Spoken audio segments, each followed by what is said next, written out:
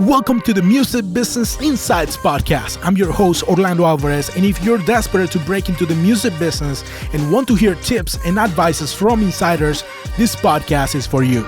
You'll be able to discover from the professionals themselves what it takes to do what they do and where to start if you're a beginner. Are you ready? Let's go. Welcome to the Music Business Insight Podcast. I have with me a really amazing guest today. His name is Brandon J. He's CEO of IMA Entertainment. He's a music consultant. He does radio, streaming, promotions, and PR. He does pretty much everything in music business. So we're going to have a really fun conversation today. What's up, Brandon? Hey, what's going on, man? I appreciate you reaching out for the exclusive. Normally, I'm the one interviewing people, and now I'm being interviewed. So it's kind of cool to switch the hat for a second here. I saw you with a pretty big name artist. I saw you, I think a few minutes ago, I was checking YouTube. Saw you talking to Fergie and a bunch of other people. So that's amazing. That's really cool. My first question, and it's something that I always ask my guests because it's kind of personal. So don't feel obligated to answer in any way, but it's something that I'm realizing that brings so much value. What was your childhood like? What was my childhood like? Wow. So I grew up in the town of, I'm originally born and raised in Columbia, South Carolina. So for all of you that don't know are familiar with Columbia is the capital of South Carolina. I grew up in a town, very small town, the suburbs outside of Columbia, Irmo. And Lisa Gibbons, the celebrity Lisa Gibbons from the Lisa Show, she's from Irmo, and several others are. And it's just really interesting because I've always had a passion for entertainment, for music, especially music. I eat, breathe, and sleep it. And this is not an area that's primarily designed for the entertainment industry. It's a town built on sports and automotive and real estate and things like that. So, I had to figure out where I was going to go if I wanted to take it a step further, because I'd pretty much done everything I could do on a local level. At the time, iHeart wasn't, Clear Channel wasn't iHeart at the time, right? It was Clear Channel. So I was writing commercials for Clear Channel. I was harassing the people, this is a true story, of getting my music played on WNOK 104.7. And, we were the first independent artists to get our music played on WNOK, the top 40 station, which is an iHeartMedia property now, but it's Clear Channel. We were the first independent artists to get our music played on there. So that's awesome, man. It showed me that nothing is impossible when you put your mind to it. But at the same time, location is everything, Orlando. You got to be in the right place at the right time. And it was either New York, Atlanta, or Los Angeles. And I chose Los Angeles. That's pretty real because, those three places are the beacon of music. If I would include maybe one more, would be like, I don't know, Nashville in there, but yeah, those three for sure. Next question I have, you kind of answer, but how do you actually get started in the whole music business? Wow. So I was working retail sales at the time. This was back in like 2003. And these people literally came up to my booth, my kiosk, and were like, "Hey, do you do TV and music?" And I was like, "Well, it's a passion of mine, but I'm not really doing anything currently. But we have a TV show titled In the City. We think you would be a great fit." And at the time, I was 18 years old, Orlando. Okay. So, and it was a great opportunity. And I ended up becoming the co-host and a co-producer on a show In the City, which aired on our local Fox affiliate station, Watchbox 57. And we were on Saturdays at 10 a.m. Eastern time in the mornings. And that was kind of like my start in terms of television and music, because the main personality was an on-air personality at Hot 103.9, the main urban hip-hop station here in Columbia at the time. So this is going back with Charlemagne the God, right? Everybody knows Charlemagne of the Breakfast Club, Charlemagne was a night jock on Hot 1039. So I met Wow. Charlemagne when Murphy Lee came to town with the song "With the Hook on Me," and that's the first song that I kind of did street promotions for. This is a true story. Universal Music South, Nelly, all of those guys. So it's such a small Wow. world. I know once you start meeting people, and that's why one of the reasons I started also the podcast and started reaching to people in LinkedIn is because Yeah, um big part of the music business is just connecting with people. It's just creating relationships, and there you go, you know. um absolutely. do you play any instruments?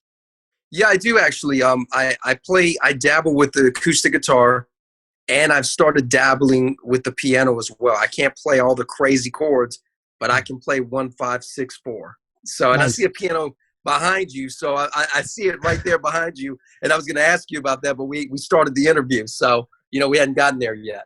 That's awesome. So I mean, those chords are pretty much all you need nowadays. Hey, it's too late to apologize, right? All of the big songs are with Oh those chords. yeah. So what exactly? Because you're, I mean, you founded this thing, and what exactly is IMA Music Group and Wow. IMA Entertainment? All right, so the parent company, IMA Entertainment Holdings, is, I formed it in June of 2013. So we just hit our 7th anniversary in the middle of the pandemic, this COVID-19 thing going on. Mm-hmm. And IMA essentially is a full service music, television, and feature film production slash marketing and branding corporation. So we've Awesome. got various divisions. When I started IMA back in 2013, I was only doing talent management, and IMA stands for Integrity Management Artist with an S, right? So innovative entertainment and technology with integrity. That's been like the core principle of IMA, and it's just amazing how it's kind of morphed into something way bigger than what I envisioned at the very beginning. Um, That is awesome. from management, I mean, we manage, platinum songwriter Gordon Pagoda to we manage Emmy-nominated actress and producer Rachel Brooks Smith, who's just killing it right now on TikTok and Instagram and Mm-hmm. all of these various platforms. She's got 2 feature films premiering this coming month in September. So September is a big month for Rachel. We've got James Bondurant from the Legacy Bondurant racing family. If you saw the movie Ford versus Ferrari, James's grandfather Bob was one of the first drivers for Henry Ford II. So That is just super awesome. incredible to see the nostalgia. And I'm in music group just recently. We've secured some of the biggest things to date. We recently signed a deal with Sony Music The Orchard. We have Universal Music Group distribution for 3 years now, and we decided that that would be a smarter play, because in case opportunities open up in the film side of things and the soundtrack Mm-hmm. world, I think Sony's a great fit for that. And we recently did a deal with Mr. Pound for Pound himself, Mr. Roy Jones Jr., who's fighting Mike Tyson on November Man, 28th. So we've been involved in those politics, and we've got soundtracks coming out, and we just released Drive. Speaking of James Bond, Jay Bizzle featuring Gassner, which is like an Old Town Road meets the Get Up. That's a song that I personally wrote the lyrics to, and we released amazing. on That's cool. August 14th. So we're busy, man. But to sum it up, IMA is a conglomerate. I feel that we're going to morph into television, into feature films, into even technology as time goes on. But IMA Music Group and the management side of things are the things that we're really focused on right now. Awesome. Um, and I mean, you said it. You said it yourself. You never picture going this big, right? No, no, but I've always had high hopes in terms of I read something, and I believe it was Devon Franklin who said this, and I quote, he said, if it's not big enough, it's not a God vision. And Mm, anybody that follows me on social media knows that I truly love and believe in God's word and everything. And I've learned that it's way bigger than you and I. I hope that when people see this interview, it educates them. A lot of the interviews that I've been doing with people like Stone Paxton and others, right, we're sharing things that aren't public knowledge. You know, you can't Google them until you hear these interviews. I mean, these are stories from real life experience that people are experiencing, and that's how we're able to create the interpretation for people through these interviews, through these questions, these compelling questions, to let people know that there is hope. It is a hard, tough journey. There's not a day that I feel that we stop paying our dues, as they say in the business. We're always going to be paying our dues. I'm sure you can relate to that. I can relate to that. But if you have a vision, don't let anybody or anything talk you out of it. Stay focused. Keep your eye on the prize. Remember, faith without works is dead, right? It's one thing that we believe. We know it's going to happen. We can't see it. We can't hear. We just know it's going to happen. But if we don't do the work to facilitate all of that, it won't happen. You know, we've got to do the work. And that's something that, you know, I've been boggled down in paperwork these last few weeks because of all this Roy Jones stuff with the fight. And we got Mickey James from the WWE. We're getting ready to do some stuff in the country scene with her. We got Jay Bizzle and all these great people that we're working with. It's just one of those things where we just have to buckle down and get it done. Amen, man. You have to have a clear vision of what you want as well. I don't know if you're familiar with Gary Vaynerchuk. Yes, Gary Vaynerchuk. Awesome. He's awesome, and it's one of the things that he says that you cannot punish yourself. You know, you need to be aware of where your limits, but at the same time, just do everything in your power to just, you know, push through as well. Absolutely. When did you first start delegating tasks? Because sometimes, and I know for myself, I'm one of those people that I need to do it by myself, and sometimes I get caught into that. And there's a time that you need to just let it loose and let someone else just do it for you. Man, when I formed the IMA back in 2013, I realized that this was going to be a way bigger challenge than I've ever experienced in the business world. And I needed to understand the proper timing to delegate. You know, I don't think at any startup, and I can truly relate to this, right? We wear multiple hats. You have to wear multiple hats.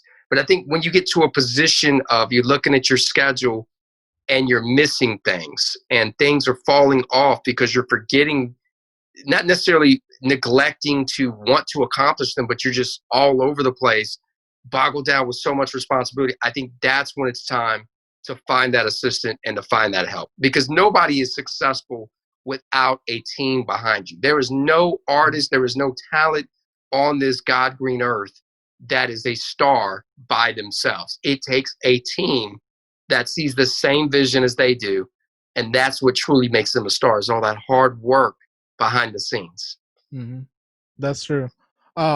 It's hard because there's a lot, you know, a lot going on, and we need to. Sometimes we're overprotective with our stuff, and that's the other thing that is hard to learn. You know, there are things that are outside of your control. Just delegate that task and let somebody else, or look for someone who you can trust and delegate, because that's the only way to I think to basically to expand and to grow. That's basically.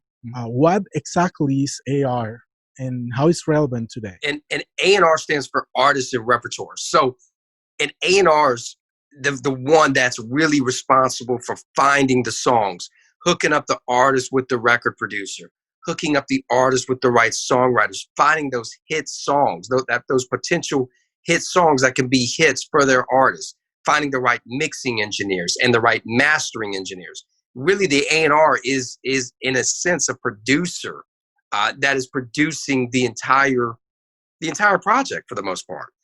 You know, they have bosses that sign off on everything, but the A&R is responsible for putting those correct writers and those producers with the artist to make that magic happen in the studio.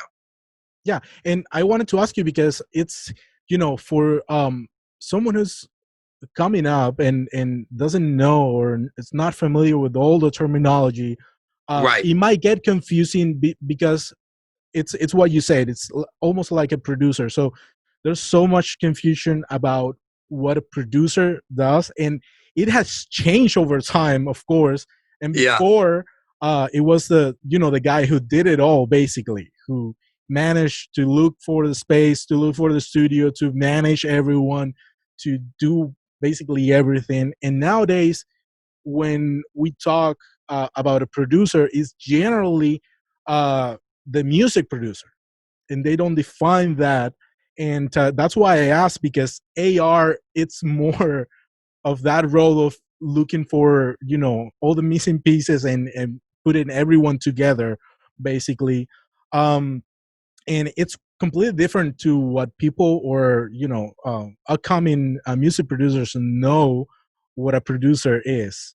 Well, you know what's So crazy, Orlando, and I'm glad you brought that up.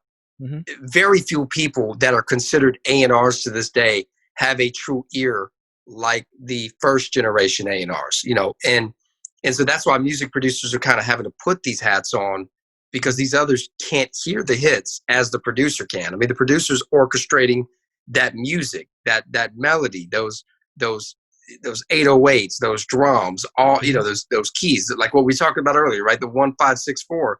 The producer is the one who does the arrangement, who understands that. And then a lot of times you'll have top line writers, which are songwriters that write to an already produced, finished track, right? The music is there, the lyrics aren't there necessarily, and so you have a top line writer. Like, I've written top lines with multiple different writers, and the thing is, great music when you hear it. It doesn't matter what genre it is, but the true A&R, there's only a few that truly exist to this day.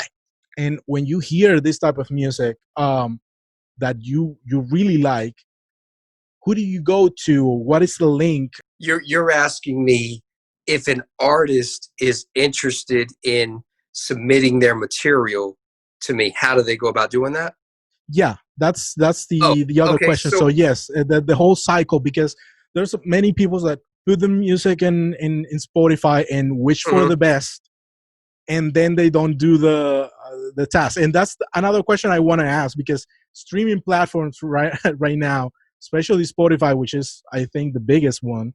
yeah. Um, there's so much going on behind the curtain, so to speak, because people don't know. Artists nowadays have things like DistroKid, where they can upload their music and it's distributed automatically across platforms, but they don't know that, for example, for Spotify, you need to actually reach people that can put you in a playlist. What is the process if they wanted to, like, get somewhere? Because I know it's frustrating for many people who does music. They're really good at it, but they don't know this stuff. Well, I think, man, this business is based on three things: it's politics, it's relationships, and it's marketing dollars, right? Mm-hmm. You can have a great song and it may never see the light of day because the right capital and finances are not placed into it. You may not have the right relationships. You may not be tied into the right politics. When I look at an artist submitting something to me, I like to see 3 to 5 songs. I like to see them fully finished, not just a demo. Now if it's somebody referred to me through someone that I've worked with and I got a deep understanding and they understand my ear and what I look for, then I'm not opposed to listening to something that's unfinished, because I know what it should sound like when it is finished, right? I can hear a hit. If it's a hit, it's a hit. In terms of, submissions, a lot of people, I like people just to, DM me on Instagram, like, hey, I got something I want you to hear. I mean, I think that's the new wave of doing business in 2020.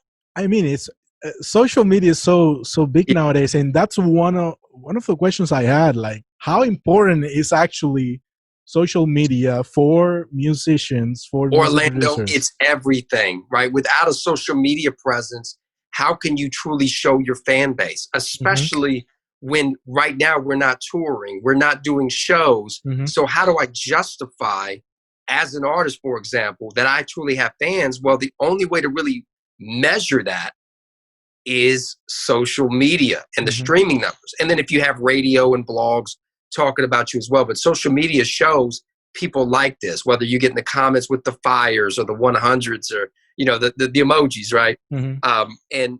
And by doing and by being able to show this actually shows that you hold weight as an artist, whether you're a solo artist, whether you are a band, whether you're in a vocal group, it does not matter, right? The numbers speak, and the numbers don't lie for the most part, unless you're buying the numbers, right?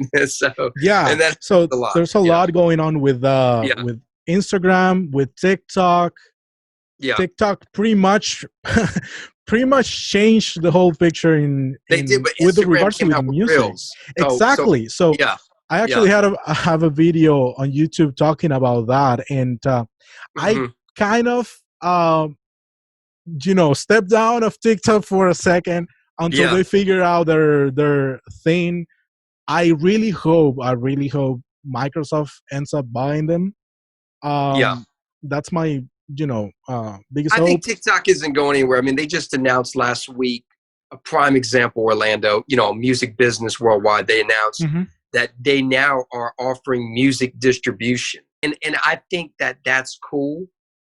But I think TikTok is that competitor to Instagram, right? It's like the new Vine. It's what's trending. Why else would Instagram come out with Reels as an option now? We already had Story. We have the timeline. We had IGTV. And now what happens? We have Reels. So I think that we have to pay attention to the changes and adjustments that each social media platform makes. But I can say that ultimately, it is vital as an artist to have a presence, to have engagement where people are communicating with you on not only TikTok, but Instagram, Facebook, Twitter, YouTube, all of the above. Exactly. So is there a number? Is there a number for social media, for Instagram, for Facebook, for all these social media that agencies or the whole system, the whole music industry are looking at just to make a decision about the artist? Or is it more important than the number, how many songs they have, or is a whole thing? I think it's the whole thing. I would say there really is no specific set magic number. If I were to guess, I would say a really fair and equitable number per se would be to have 100,000 followers, but not just 100,000 followers that are just sitting there. Followers that are engaging with you, that are commenting, that are liking, that are watching what you're doing, that are streaming your music. It actually shows you have a real fan base. And that is vital when you're looking at labels considering signing you or not. Yeah, and I gave that advice to one of my friends as well, and I'm like, hey, you know what? They're not gonna even consider you unless you have a following already, right? Because that's the main. They're not gonna risk any money on you. Well, they don't have to risk anymore. Yeah, of course. If they're generating billions off of streaming, and they're generating, and now it's 360 deals, so they're seeing a piece of every revenue model. And a lot of people don't know this. There's 40 for each song that you hear. Okay, there is the potential to generate revenue 47 different ways. A lot of people don't know this. Man, there's 47 ways to generate money. So take that information and run to the bank with it, Orlando. Definitely we need to do a list, because I know that there's mechanical royalties, there's the publishing side, there's a bunch of other stuff behind the scenes, but 47 is a big number. That is a big number. I mean, 47 ways to make money. And it's in the internet era right now, it's just you imagine it and just doing, just creating. That's it. And like yourself, you started something that you believed in, and it got like really big. And that's the magic of internet and doing it, and having the vision and accomplish it. What are three things, like if you can think of three things that musicians and producers must have in mind when reaching out to any agency or any promotion agent or any A&R agency, you name it? What do they have to have in mind? Like three things that are essential. I would say engagement on social media, like what we talked about. So that's number one. Number two, presentation is everything, right? Coming with the right photos, the right bio, the right press hits, all of the above. Presentation is everything. And I think the third thing would be an overall strategy and plan. People aren't just investing into the idea, as great as the idea may seem. These investors, these record labels, these sponsors, they're investing into the people because they truly believe in them. Mm-hmm. Regarding press, what is the way or the easiest way to go about that? About getting your music picked up by I don't know, magazine or newspaper or you name it. Hey, it's easy for you. You want to know the answer? Mm-hmm. Contact me. Okay. No, we're actually gonna put in the show notes all your contact information because on a serious note, and I truly mean that. Like, we desire to help people. That's why we've been in business as long as we have, because we truly believe in helping people. But what I would say to you is, how does someone go about getting other people to talk about them? They've got to build a buzz. Mm-hmm. Whether it's getting every DJ you possibly can get access to, whether it's you're DMing them, you're tweeting them, you have to be aggressive. You have to have something that's newsworthy, right? People don't want to write about something or post something that's not newsworthy. Everybody is scared. Everybody tries to find the way out of doing something. A lot of people are using COVID as a primary excuse right now of why I shouldn't, for example, move forward with you. I'm so sorry. I think you got a great idea, right? But because of COVID, I'm going to have to pass. No, that's an excuse. There's a way to get stuff done. Where there's a will, there's a way. But ultimately, and I'll send you the link, Orlando, thesocialpromo.com. We've got testimonials for days. We've got just a list. These aren't even all the clients we've worked with, but a list of the clients that we've worked with. And we will review the material. But like I said, we want to see a real presentation. Mm-hmm. We want to see people that truly believe in themselves. How can we sell something if the one that we're trying to sell doesn't believe in their own stuff? Exactly. And it's one of the things I like about Gary Vaynerchuk. He has a phrase like, what is the alternative? Either Gary, you do it or you don't. It's that simple. I mean, what are you afraid of? And that's one of the advices. I mean, I wouldn't be doing this podcast if I was thinking, hey, do you know what? Actually, none of these people are gonna answer to me because I don't. Because that question in the first place comes from a place that you don't believe in yourself. That's it, man. And that's it. It's like if you have it in you to do something, just do it. I mean, what are you afraid of, right? That's it, man. And in general, what is the state of the union when it comes to streaming today? What are the best platforms? What is the deal right now? Almost finishing 2020, going into 2021. I think the best platforms, Orlando, it's Spotify, it's Apple Music, it's Tidal, it's Amazon, it's YouTube. Mm-hmm. These are your platforms. Facebook. I mean, these are the platforms that each artist should focus on. Spotify contributes to Billboard charting. You know, the former execs, Jimmy Iovine and Dr. Dre and Larry Jackson and Trent Reznor over at Apple now. Apple's always going to be having their hands in the mix because a lot of your primary main execs from Universal Music Group, Interscope Records, went over to Apple. Mm-hmm. So I think Apple, I believe Spotify, Tidal, you know, Jay-Z came in and revamped Tidal, and YouTube. You know, you got Leor Cohen over there as a creative for YouTube. And Leor is one of the founders of 300 ENT with Yafeti Wap. So, you know. Yeah. People need to be aware of, I mean, really, like, YouTube is the second largest search engine in the world. Come on, man. Google owns YouTube. And it's like, it's Google and then there's YouTube. It's right. And they own amazing. both of them. The Alphabet. Alphabet is made a great decision in having Google purchase YouTube.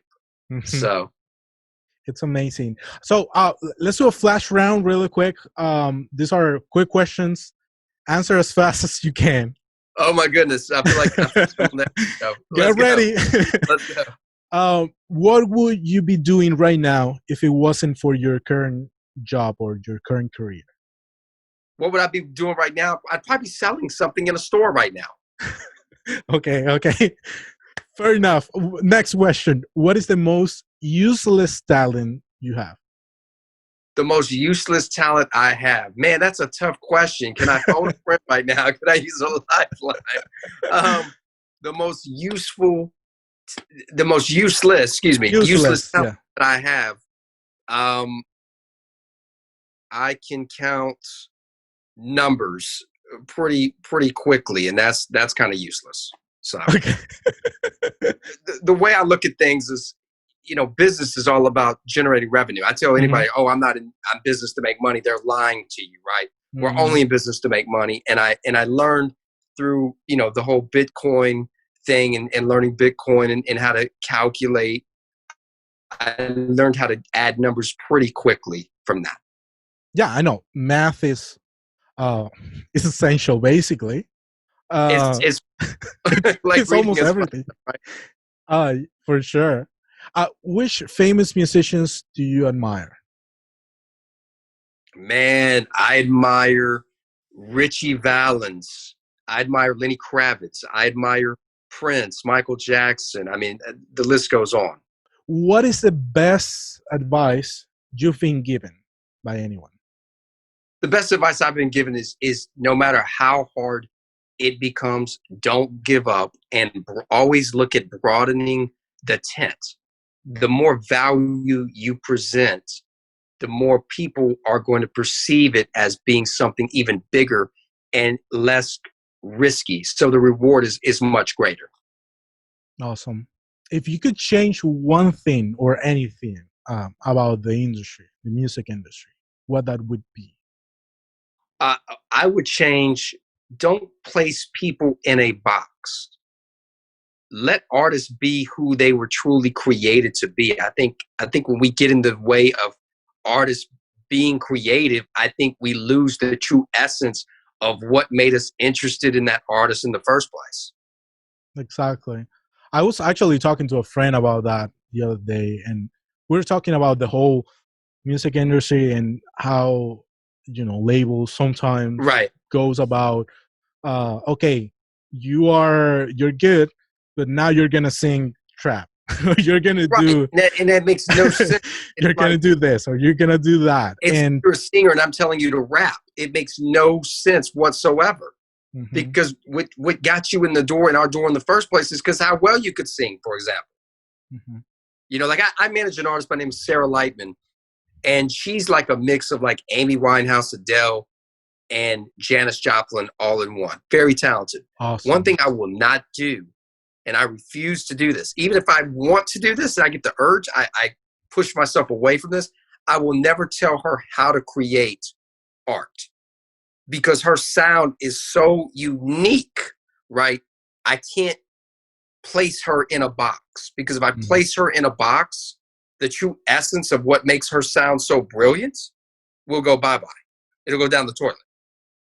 That's awesome. Yeah.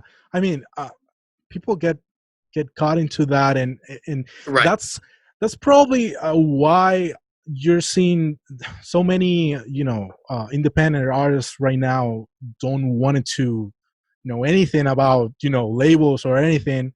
And in part it's because some of these stories that they get, like you said, like put in a box when they're meant to do so many other, things that they actually like. And it's complicated. As a music producer myself, I know I like so many things, and I've done so many things, from music to cinematic music to reggaeton to trap to hip hop to whatever you name it, Latin music. So I'm from Cuba, and I mean that's another whole other world of music in No, it that. is. And I like it all, and I can do it all. And but at the same time, um, when there comes someone like say to you, you know what's really hot right now, it's hip hop, so you need to do hip hop.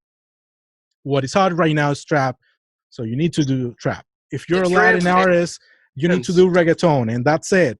Just forget about everything else. And Right. it's so it's so hard for someone who really likes to do ballad and then goes into hip hop. And I know it doesn't make kind of sense in the in a probably an album, but you don't know what people are gonna That's like, it. right?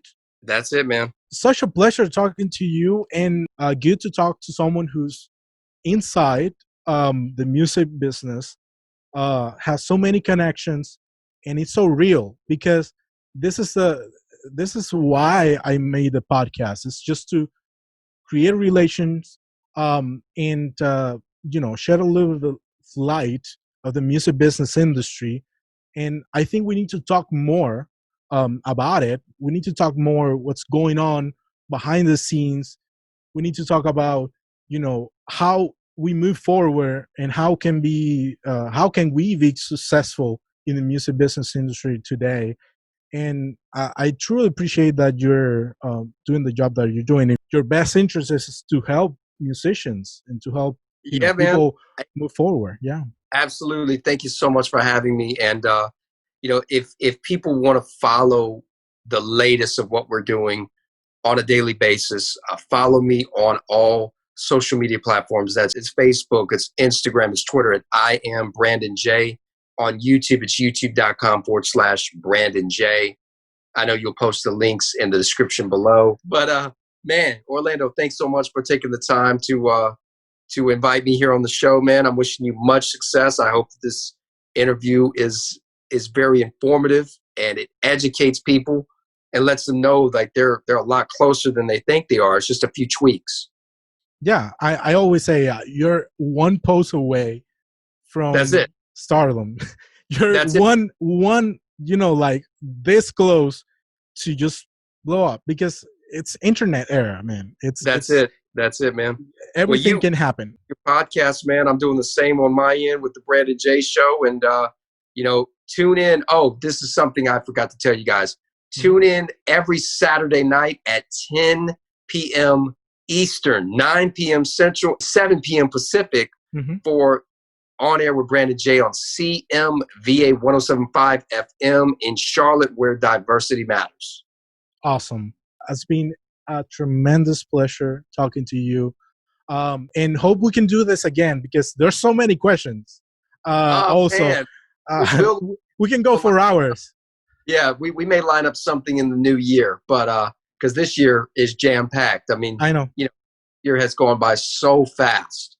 And September, like I said, is a huge month, not only in music, but the feature film world for us as well. So, but I'll definitely count me in. All right, take care, Orlando. Be blessed. Thank you so much.